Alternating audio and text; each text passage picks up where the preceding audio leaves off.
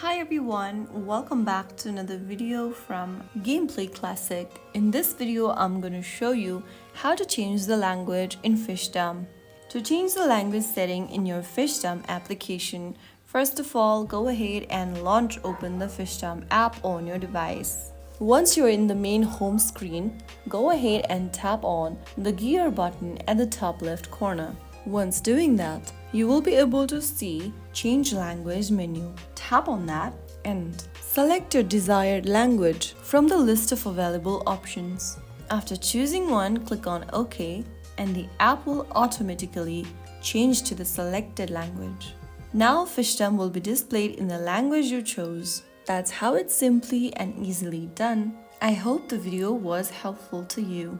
If it was, make sure to give us a thumbs up, like, share and subscribe for more videos from Fishdom.